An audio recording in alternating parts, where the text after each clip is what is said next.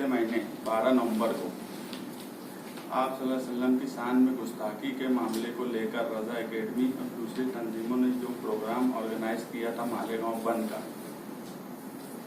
उस प्रोग्राम में शहर की सभी दीनी तंजीमें, मजहबी तंजीमें शामिल थी, इसलिए कि वो आप सल्लल्लाहु अलैहि वसल्लम की शान में गुस्ताखी के खिलाफ एक प्रोग्राम था और उस प्रोग्राम में पुरअमन तरीके से वो पूरा प्रोग्राम हुआ बंद का। उसके बाद जो तशद्दुद हुआ उससे ना ऑर्गेनाइजर का कोई लेना देना था, ना ही जो लोग हिमायत दिए थे उन लोगों का कोई ताल्लुक था उस बात को लेकर। हुआ ऐसा कि बंद कामयाब था और आप लोग एक बात ध्यान में रखो कि उस बंद में अगर कोई प्री प्लान होता या जुलूस निकालने का कोई प्रोग्राम होता तो जनता दल के कारपोरेटर्स, जनता दल के दूसरे ओहदेदारान सभी लोग उसमें शामिल होते। उस वक्त इंतजामिया ने ये बोला था कि यार पुलिस डिपार्टमेंट से बातचीत की हुई है, उन्होंने कहा है कि 25-30 लोग आके निवेदन देंगे और 25-30 लोग ही निवेदन के लिए गए। मगर जब वहां पहुंचे शहीदों की यादगार के पास, अशोक स्तंभ के पास, तो वहां गर्दी हो गई अपने आप। और इंतजामिया जो ऑर्गेनाइज किया था, ये लोग निवेदन देने गए, निवेदन दे के आने के बाद जब गर्दी होने लगी तो प्रोग्राम को खत्म कर देने की बात हुई और उसी वक्त प्रोग्राम वहां खत्म कर दिया गया। प्रोग्राम खत्म होने के बाद वहां दुआ हुई और सब लोगों को कहा गया कि अपने अपने घर जाएं और अपनी अपनी दुकानें खोल ले। उस वक्त तक कोई भी तशद्दुद का वाकया नहीं हुआ था। उसके बाद जब सब लोग चले गए और आईजी साहब जो है उन्होंने भी जो उनका पहला बयान आया उसमें उन्होंने ये कहा कि यार जो ऑर्गेनाइजर थे उन्होंने निवेदन दिया और उसके बाद वो अपने अपने घरों पर चले गए और यही सच्ची बात थी। उस प्रोग्राम के हो जाने के बाद मेरा पहले से ही एक प्रोग्राम तय था। मेरे बंगाल के कुछ दोस्त लोग थे, उन लोगों से बातचीत हुई थी और जो हिंदुस्तान में आज माहौल है, तहरीक और आंदोलन को जिस तरह कुचला जा रहा है, तो अंबेडकर की तलाश बोल के हम लोग हिंदुस्तान के कई हिस्से में जाने का मेरा पहले से ही प्रोग्राम था और 12 नवंबर के बाद मैं उसके लिए गया। और हम उस प्रोग्राम में, क्योंकि हिंदुस्तान आजाद हुआ उस वक्त 1947 में जब बंटवारा हुआ तो हिंदुस्तान के मुसलमानों ने अपना लीडर गांधी और अंबेडकर को माना, जिन्ना को नहीं माना। और गांधी और अंबेडकर का अपना एक नजरिया था, गांधी का अपना नजरिया था तहरीक और आंदोलन के जरिए अवाम को राहत देना, और अंबेडकर का अपना एक नजरिया था कि कानून से लोगों को कैसे राहत मिले। और इसी मुहिम में हम कुछ लोग, मेहता से भी बातचीत हुई थी, हम लोगों का पूरा प्रोग्राम बना हुआ था और उस सिलसिले में मुझे जाना ही था। मैं गया, उसके बाद जो ऑर्गेनाइजर थे उन लोगों का कांटेक्ट हुआ और मालूम पड़ा कि ऐसी ऐसी FIR हो गई है और ये सब मामला थे। तो उन लोगों ने मुझसे कहा कि यार तुम कहाँ हो? तो मैं बोला मैं तो पहले से ही बाहर हूँ, मेरा ऐसा ऐसा प्रोग्राम था तो मुझे जाना ही था। तो उन लोगों ने कहा कि यार वकीलों से मशवरा कर लो, तुमको कानूनी समझ है। और प्रोग्राम कुछ हमारा अकेले का नहीं था, उसमें सभी लोग शहर के शामिल थे, इसलिए मुझे वकीलों से मशवरा करना मैंने जरूरी समझा और कानून ने मुझे इसकी इजाजत भी दी है कि अगर कोई कंप्लेन हुई है तो मैं अपने तौर पे, कानूनी तौर पे उसमें क्या मैं खुद फायदा उठा सकता हूं और क्या दूसरे जो साथी थे उनको क्या फायदा दिया जा सकता है, उसके लिए वकीलों से बातचीत करना, वो सिलसिला शुरू हुआ। और उसके बाद से जो तरीके से मालेगांव में दहशत पैदा हुई वो इससे पहले मालेगांव शहर में कभी देखी नहीं गई। एक दहशत का ऐसा माहौल बना कि लोगों को निहाल साहब की याद आने लगी। यार निहाल साहब थे उस वक्त, कभी इस तरह की दहशत इस शहर में कभी नहीं हुई। जो लोग लीडरी कर रहे हैं इस शहर में, वो लोगों ने, अवाम ने जिनको भरपूर वोट दी, वो लोग इस शहर की किस तरह नुमाइंदगी कर रहे हैं ये भी आज पूरे शहर के सामने है। ऐसे हालात में हमारा ये फर्ज बनता है कि कानून क्या है और कानून को हम किस तरह इस्तेमाल करें। और मेरी जो, हमारा जो अम्बेडकर को तलाश मुहिम थी वो इस FIR में ही आ गई कि यार अब आज के गांधी को अम्बेडकर की जरूरत है।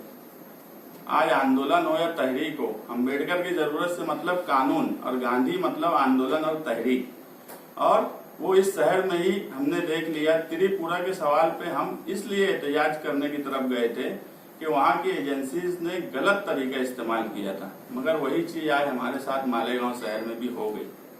और जब मुझे एफआईआर और फरियाद की कॉपी दी गई और वो जब मैं पढ़ा, ये सब सरकार, महाराष्ट्र सरकार की तरफ से किया गया काम है। इसमें पुलिस का रूल उस वक्त भी बहुत अच्छा रहा जब तशद्दुद हुआ, वो मालेगांव शहर के एसपी हो, डीवाईएसपी हो या मालेगांव शहर के पीआई हो, उन्होंने कहीं ना कहीं उसको कंट्रोल किया। मगर उसके बाद जब सरकार का दबाव आया, आप एफआईआर की कॉपी अगर देखेंगे तो उसमें सब दीनी तंजीमों के नाम है। उसमें सियासी पार्टियों के सिर्फ 2 ही नाम है, एक जनता दल, एक एमआईएम। जबकि ऑफिशियल राष्ट्रवादी का लेटर भी था हिमायत का, अखबारों में भी आया, कांग्रेस का भी लेटर था, मगर उसके बाद एफआईआर में इन 2 पार्टियों का नाम नहीं लिखा गया। इसका मतलब है कि सरकार की तरफ से ये सब एफआईआर की कार्रवाई की गई, जो कि गलत तरीके से की गई। 5-5 एफआईआर दाखिल की गई और लोगों को हैरान और परेशान किया गया। जिसका जो जुर्म था उस पर वही कलम लगती तो ठीक था। मेरी कोई स्पीच, हेड स्पीच नहीं थी, मैंने कोई तशद्दुद की बात नहीं की। हम गांधी को मानने वाले लोग हैं, कभी हम हिंसा की तरफ जाएंगे ऐसा कभी हुआ ही नहीं है। मगर उसके बाद जब मामला बढ़े और जब लीडरी शुरू हुई तो बहकी हुई लीडरशिप थी मालेगांव शहर की। सबसे पहले आसिफ शेख का बयान आया कि प्रेस कॉन्फ्रेंस में कि ये एक फिरका परस्त तंजीमों की तरफ से सोची समझी साजिश के तहत किया गया है। उसके बाद उनके वालिद शेख रशीद साहब का बयान आता है कि जो ऑर्गेनाइजर थे, जिन्होंने प्रोग्राम रखा, जबकि वो खुद उनके हिमायती थे, उनके खुद नुमाइंदे थे, ये खुद हुजूर की शान में गुस्ताखी के सवाल पे रोड पर नहीं आए। हमें तो एक फक्र है कि हम हुजूर की शान की गुस्ताखी के मामले में रोड पे आए थे, एहतजाज किया था और बंद की हिमायत किए थे। ये खुद रोड पे नहीं आए, इन्होंने अपना नुमाइंदा भेजा और उसके बाद ये बोलते हैं कि जो ऑर्गेनाइजर थे उन्होंने ही साजिश के तहत ये सब किया। उसके बाद फिर शेख आसिफ का बयान आता है कि ये एक हादसा था। तो ये बहकी हुई लीडरशिप है, इनको खुद भी नहीं समझ रहे कि ये शहर की क्या नुमाइंदगी करेंगे। इन्होंने सिर्फ एक काम किया, अपनी पार्टी को बचाने का काम किया, शहर को बचाने के लिए इन्होंने कोई कोशिश नहीं की, शहर को फंसाने की कोशिश की। अगर ये शहर के लिए सोचे होते तो इन्होंने ये सोचा कि एफआईआर में पार्टी का नाम ना आए, मगर इन्होंने ये नहीं सोचा कि शहर के इतने लोगों का जो नाम आ रहा है ये गलत है, इसके लिए सरकार में जाके नुमाइंदगी की जाए। नुमाइंदगी सिर्फ ढकोसला था, फोटो छाप लीडरी इस शहर में दिन ब दिन बढ़ती जा रही है और उसका सबब है कि ये हालात पैदा हुए। आप एक बात और गौर करो, मैं उस तशद्दुद को दूसरे एंगल से देखता हूँ। मेरी मालूमात ऐसी है कि आज 1 महीना हो गया, आप कारपोरेशन में भ्रष्टाचार और बदनवानी के खिलाफ कौन बोलता है? कोई सियासी पार्टी नहीं, कोई सियासी पार्टी के लीडर नहीं। अगर मैं लड़ूंगा तो मैं लड़ूंगा या मेरी पार्टी के लोग लड़ेंगे, उसके अलावा कोई कुछ बोलता नहीं।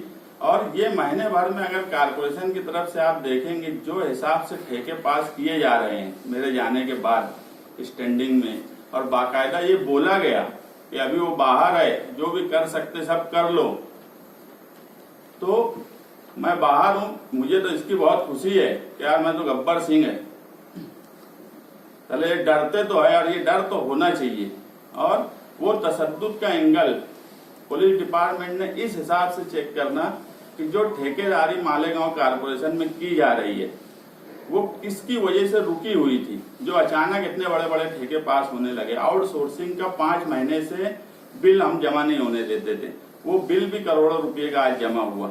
और उस वक्त एक साजिश के तहत मुझ पर भी हमला किया जा सकता था। इस तरह की साजिश मेरी मालूमात में है कि इस तरह की साजिश उस दिन की गई थी कि इसको रास्ते से हटा दिया जाए, और वो तो उसमें कामयाब नहीं हुए। मगर मेरे बाहर रहने की वजह से वो जो फायदा उठा सकते हैं वो फायदा उठा रहे हैं।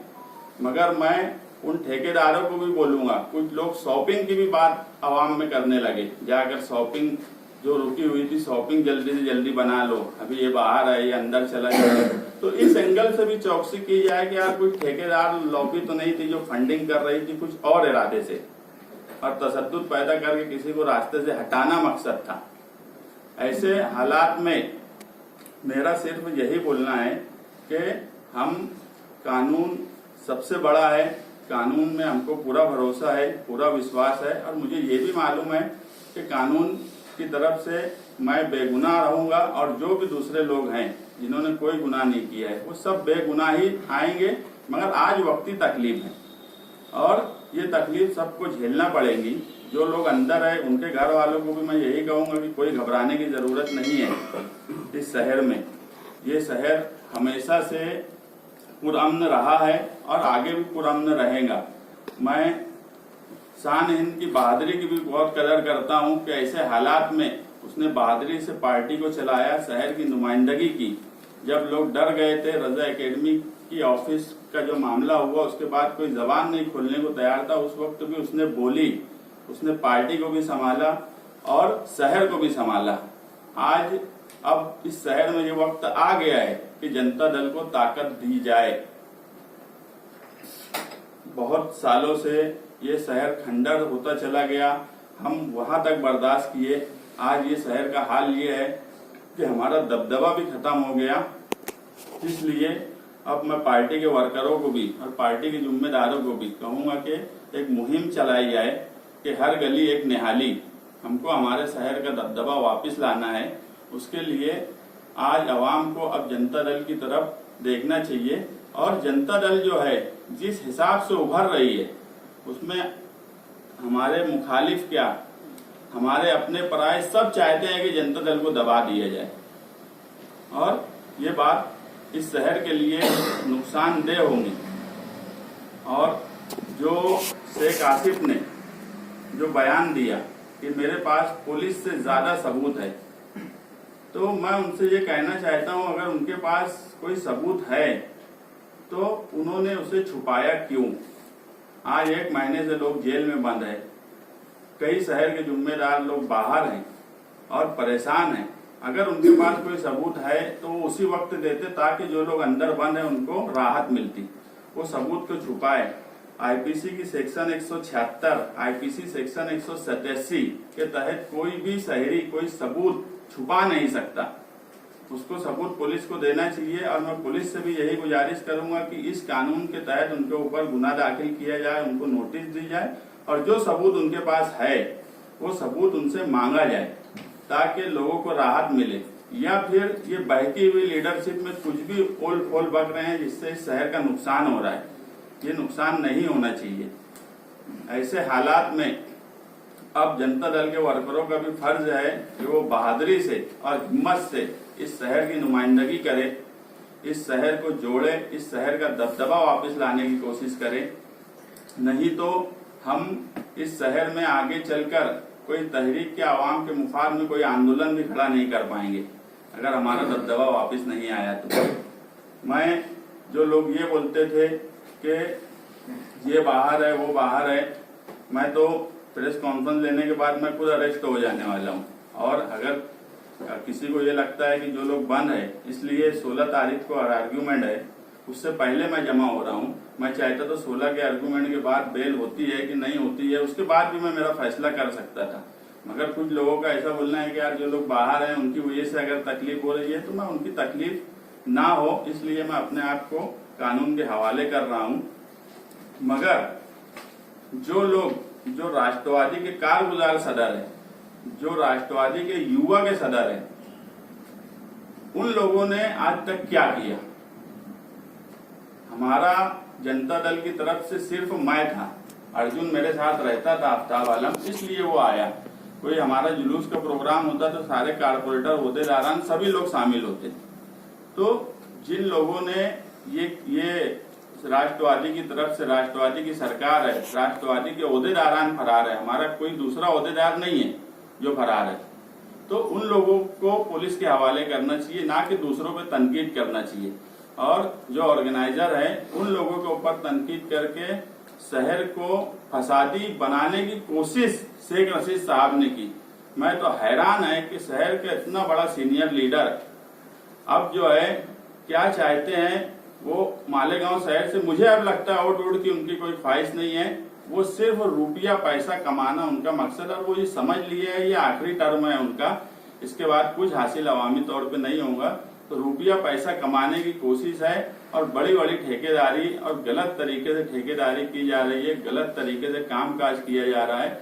और ये सब चीजें जो है ये इस शहर को नुकसान भरपूर दे रही है और ये आप पूरा शहर भी समझ रहा होगा।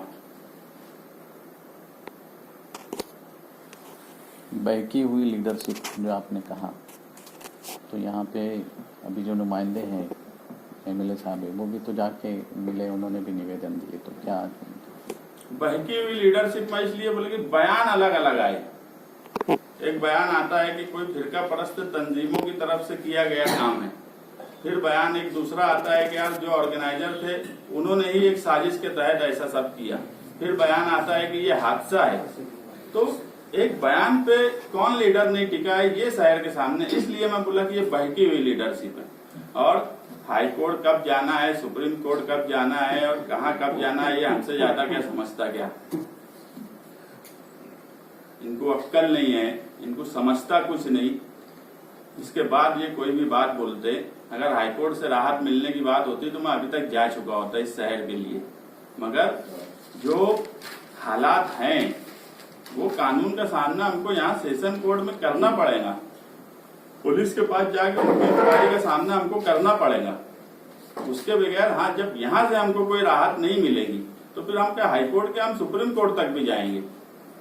इस मामले को, इस एफआईआर को हम ऐसी छोड़ देंगे ऐसा नहीं है, ये हमारे ऊपर जुल्म है, हम पर जुल्म हो रहा है और ये पूरा शहर देख रहा है। और जुल्म भी किस लिए, हुजूर सल्लल्लाहु अलैहि वसल्लम की शान में गुस्ताखी हुई थी, उसके तौर पे बंद किए तो उसका हमको उसके लिए सजा मिल रही है। तो हमारे लिए कोई बात, ये तो फख्र की बात है। हम कोई भगोना चोरी करके जेल नहीं जा रहे, हम कोई ताखा चोरी करके जेल नहीं जा रहे, हम कोई गुंडागर्दी करके जेल नहीं जा रहे। हम अवाम के लिए, अवाम की रहनुमाई के लिए अगर हमको जेल जाना पड़ रहा है और वो भी हुजूर सल्लल्लाहु अलैहि वसल्लम की शान में गुस्ताखी हुई थी उसके लिए जेल जाना पड़ रहा है, तो कोई बड़ी बात नहीं है। जो लोग बोलते कि फरार है और ये है, मैं भी हजार खुली में रहा हूँ, कब पीछे के दरवाजे से कौन भागा है ये भी मुझे मालूम है। और जेल से छूट के आने के बाद इस शहर में नुमाइंदगी किस तरह की गई, किसने नुमाइंदगी की और किसने मुखबरी की, ये भी शहर के सामने मैं लाऊंगा। यहाँ इस वक्त ये भी हुआ कि एक दूसरे की मुखबरी की गई और मुखबरी भी लीडरों की तरफ से की गई और वो सब बातें हमको मालूम है। मैं जेल से आने के बाद बोलूंगा किस नुमाइंदगी ने मुखबरी की है जाकर पुलिस के पास और लोगों के नाम बताने की कोशिश की गई। जब शहर को संभालने का सवाल था तो ये पार्टी का आदमी है, वो पार्टी का आदमी है, ये है वो है, इस तरह से बात की जा रही थी, वीडियो भेजे जा रहे थे लीडरों की तरफ से, वो सारी मालूमात हमको है। मगर मैं वो सब जेल से आने के बाद बताऊंगा। बंद के जो मुंतजमीन अभी गायब है या फरार है या पुलिस को मतलूब है, उनके लिए कोई पैगाम है या क्या उनको कहना चाहेंगे आप? देखो अभी तक जो भी लोग पकड़े गए उन्हें पुलिस ने गिरफ्तार की, बाकी लोग बाहर हैं या जहां भी हैं। जिन लोगों को पुलिस ने, मैं वाहिद इसलिए सरेंडर कर रहा हूं, कानून के हवाले अपने आप को कर रहा हूं कि जो दूसरे लोग हैं वो भी हिम्मत करें और अपने आप को कानून के हवाले करें। कोई मतलब नहीं है, कानून से बड़ा कुछ भी नहीं है, इसी से कोई डरने की जरूरत नहीं है। कानून ही इस मुल्क में सबसे बड़ा रहा है। और मैं बोला कि यार हमारा संविधान पे इतना भरोसा है, बाबा साहेब अम्बेडकर के संविधान पे आज हिंदुस्तान के मुसलमानों को भी उतना ही भरोसा है जितना मालेगांव के लोगों को है। इसलिए ये कोई मतलब नहीं है, उनको भी मैं यही कहूंगा कि वो कानून के हवाले अपने आप को करें ताकि सब लोगों को राहत मिले। और दूसरी बात जो ये बोली जाती है कि जो फरार हैं या जो बाहर हैं उनकी वजह से जो लोग अंदर हैं उनकी बेल नहीं होगी, ये बात गलत है, ये कानूनी बात नहीं है। जो लोग अंदर है उनका मामला अलग है, जो लोग बाहर हैं उनका मामला अलग है। मगर मैं इसलिए अपने आप को सरेंडर कर रहा हूँ कि मैं अवामी नुमाइंदा हूँ, मुझे अवाम को जवाब देना है। मुझे ना तो पुलिस को जवाब देना है ना सरकार को जवाब देना है, मुझे आवाम को जवाब देना है। और मैं अपनी जवाबदेही पे मैं वाहिद हूँ जो खुद को अपने आप को सरेंडर कर रहा हूँ। अभी तक जितने भी मुजरिम है वो गिरफ्तार हुए या जो बाहर है, कोई खुद से अपने आप को पुलिस के हवाले नहीं किया। लेकिन मुझे इसलिए करना है कि आवाम की जो चाहत है यार जो लोग बंद हैं उनको हमारी वजह से कोई दुश्वारी ना हो, और मैं नहीं चाहता कि मेरी वजह से किसी को कोई दुश्वारी हो। 12 नवंबर का बंद जो है वो साजिश, वो तशद्दुद जो था वो साजिश थी, हादसा था, क्या समझते थे इसको आप? मैं एक बात बोला कि उसको उस एंगल से अगर पुलिस डिपार्टमेंट चेक करे कि ये महीने भर में करोड़ों रुपए के फंड कारपोरेशन से पास किए गए, जो 5-5 महीने से जो बिल रोके गए थे वो बिल जो पास किए गए, वो जो ठेकेदार लॉबी है ये मुझे उस एंगल पे लेके जाती है कि ये लॉबी मुझे रास्ते से हटाने के मकसद से तशद्दुद किया गया था, ऐसा मैं मानता हूँ। और मुझे ऐसी कुछ खबरें भी मेरे कान पे बात आई, और कारपोरेशन में जो चीजें हो रही है उसका भी मुझे इल्म है। आने के बाद अगर कमिश्नर कुछ गड़बड़ किया तो क्या वो बच जाने वाला है, या कोई ऑफिसर कोई गड़बड़ किया तो वो बच जाने वाला है, ऐसा नहीं। तो पुलिस उस एंगल से इंक्वायरी करे कि ये अचानक इतने करोड़ों के काम कैसे मंजूर होने लगे। हमने देखा था कि वहाँ कुछ लोग जो है वो आप लोगों के सामने थे, मगर कुछ लोगों का ग्रुप जो है आप लोगों को क्रॉस करता हुआ अम्बेडकर पुल की तरफ गया था, और वहाँ वो उत्पात कर रहे थे, जिनको समझाने के आपने भी स्टेज से उतर कर आप गए, वहाँ समझाने की कोशिश आपने की। ये सारा पूरा मामला जो है पुलिस ने भी देखा है, उनके वीडियोस में भी कहीं ना कहीं आप लोगों को समझाते हुए नजर आ रहे हो, उसके बाद भी आपको मुजरिम करार दे देना कहाँ तक दुरुस्त है? मैं तो पहले ही बोला ना, ऐसा है कि आप अगर अभी मुल्क में किसान आंदोलन जो है वो एक ऐसा आंदोलन हुआ जिसने तहरीक चलाने वाले और आंदोलन करने वालों में हिम्मत बैठाई। वो भी आप देखेंगे 26 जनवरी जब वो आंदोलन चालू था, लाल किले में जब कुछ लोग गए वहां तशद्दुद हुआ और भरपूर तशद्दुद हुआ, मगर किसान आंदोलन के लीडरों पे मोदी सरकार ने भी गुना नहीं दाखिल करी। जो लोगों ने तशद्दुद किया था उन पे ही गुना दाखिल हुआ, मगर ये महाराष्ट्र सरकार जानबूझकर मुसलमान को तकलीफ देने के लिए, ये सब महाराष्ट्र सरकार में शामिल शिवसेना, राष्ट्रवादी और कांग्रेस पार्टी की मर्जी से किया गया काम है। मालेगांव की आवाम को जानबूझ के तकलीफ दे रही है महाराष्ट्र।